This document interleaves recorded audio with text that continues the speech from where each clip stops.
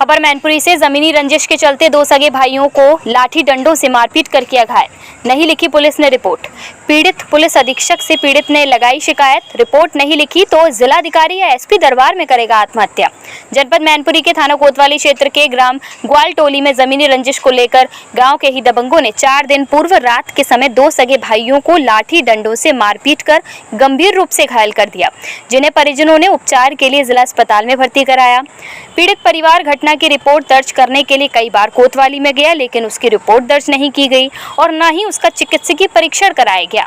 आरोप यह भी है कि कोतवाली पुलिस उक्त चोटों को एक्सीडेंट की चोटें बता रहा है, जबकि साफ साफ देखने में प्रतीत हो रहा है कि दोनों भाइयों के लाठियों से पीट कर घायल किया गया है, जिससे पीड़ितों की आंख और हाथ की उंगली भी चोटों के निशान हैं। इसके बावजूद भी उनकी रिपोर्ट दर्ज नहीं की गई। पीड़ित कहा कि परिवार के पुलिस अधीक्षक के दरबार मय परिवार पहुंचा, जहां उन्होंने शिकायती पत्र देते हुए न्याय की गुहार लगाई है और रिपोर्ट दर्ज करने की मांग की है। वहीं रिपोर्ट दर्ज करने के लिए भटक रहे पीड़ित ने यह भी ऐलान किया है कि यह तो उसकी रिपोर्ट दर्ज नहीं की गई तो जिलाधिकारी या पुलिस अधीक्षक कार्यालय में आत्महत्या कर लेगा। इस संबंध में पीड़ित की पत्नी और पीड़ित के घायल भाई ने क्या कुछ बताया, देखें इस रिपोर्ट में। नाम है आपका? भावना। भावना जी, यहाँ कप्तान साहब के पास क्यों आई? जी, मुकदमा दर्ज कराने आए। मुकदमा दर्ज कराने हैं? जी। क्या हुआ था? ये हमारे पति और हमारे देवर पे मारपीट की है। किसने की है? इनके ताऊ के लड़कों ने। कौन है, क्या क्या नाम है उनके? ये लाल सिंह, सतीश सिंह और उनके पुत्र अजय, निशु और सौरभ, मोहनलाल। तो काफी लोगों ने एक राय होकर मारा है? जी जी। क्यों मारा है, क्या कारण था? यही वो ऐसे ही जा रहे थे दूसरे वाले मकान पे। मतलब झगड़ा करने का कोई तो वो जमीनी विवाद था। जमीनी विवाद चल रहा था जी। कितने दिनों से चल रहा था? अरे 1-1.5 साल हो गई है। 1-1.5 साल हो गई है। अच्छा, कितने बीघा जमीन पर विवाद चल रहा है? 2 बीघा पे। तो कितने कब मारा है? परसों शाम को। तो रिपोर्ट अभी दर्ज नहीं हुई आप? नहीं हो रही है। कौन सी कोतवाली पड़ती है, किस गाँव की रहने वाली है आप? जी, मैनपुरी ग्वालटोली और कोतवाली कर रही है। तो यहाँ शिकायत करने आई हो कि मेरी रिपोर्ट दर्ज नहीं हो रही? जी जी।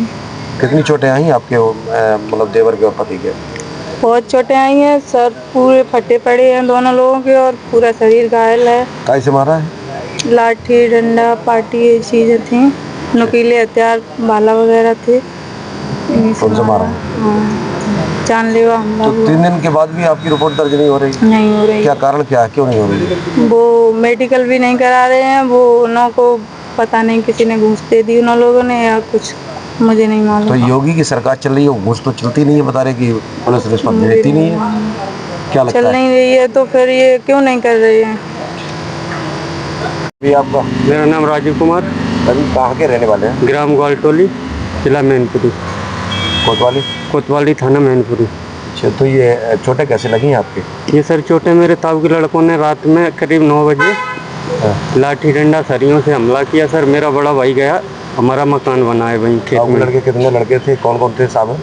उसमें लाल सिंह, सतीश सिंह पुत्र महावीर सिंह, अजय ऋषि पुत्र लाल सिंह, सौरभ पुत्र मोहनलाल।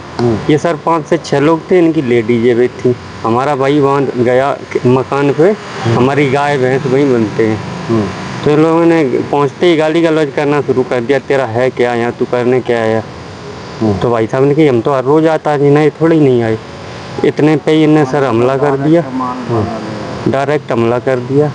मैं पहुँचा, मेरे भाई की आवाज़ सुन के घर से भागते हुए मैं पहुंचा, मेरे ऊपर भी हमला कर दिया।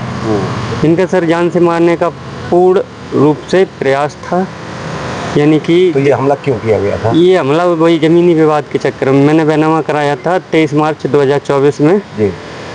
उसी खेत के चक्कर में ये लोग उस पर कब्जा करे हुए हैं बहुत पहले से।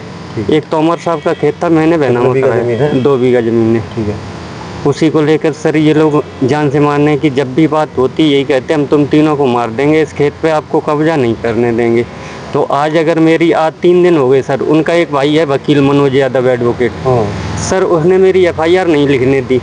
अगर सर मेरी FIR नहीं लिखी जाएगी तो या तो मैं जिलाधिकारी के यहाँ या फिर पुलिस अधीक्षक के यहाँ आत्महत्या करके जाऊंगा, मैं घर नहीं जाऊंगा उससे पहले।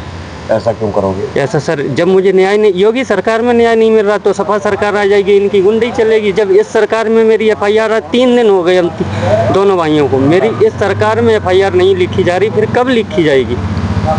कोतवाली आप गए थे? कोतवाली सर मैं 5 बार जा चुका हूँ, परसों से 5 बार कोतवाली, हर दिन 2 से 3 बार जा रहा हूँ। तो कौन भगा देता है?